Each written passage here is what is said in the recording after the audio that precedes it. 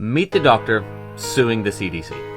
Study was on every baby born into my practice, so not the whole practice. I wanted a nice clean sample. You start at birth and then you look at the difference in all health outcomes, which they never study that. The CDCs should, but they never do. Look at all health outcomes comparing vaccinated, and in my case they were verily vaccinated, not CDC vaccinated, to completely unvaccinated, and see the difference.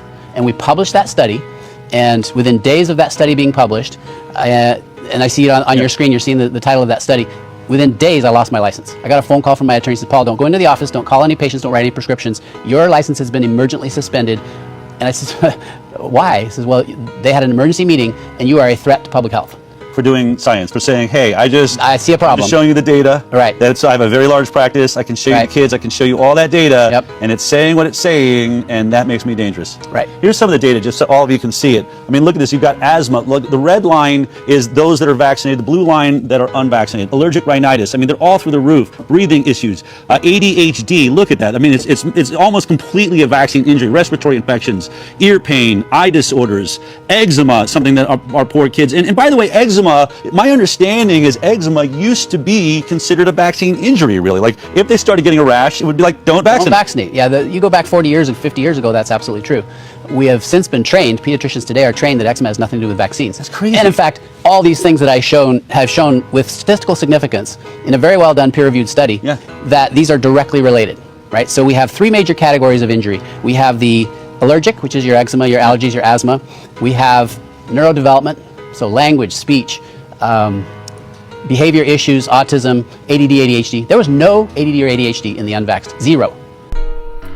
He published those in a report, and his medical license was revoked days later. Why? Because he had a potential bias, because he knew which patients were vaccinated and which patients were unvaccinated, and so therefore could diagnose them according to his own bias. And you know what? Fair enough. That's science. It's pretty rigorous. But what he's saying is, the reason I'm doing this is because the CDC should be doing this trial and you're not. And how do they reward him? They remove his medical license. I do wonder if his results had proven that the vaccinated kids were incredibly so much more healthy. I wonder if his license would have been revoked. So his study was thrown out for potential bias. But you're telling me that in all the decades of vaccine safety studies, there's been no bias present whatsoever by those conducting the studies? And that maybe that's why there's 1,500 pharmaceutical lobbyists in Washington, D.C., making sure that there's no bias present when they're conducting these studies.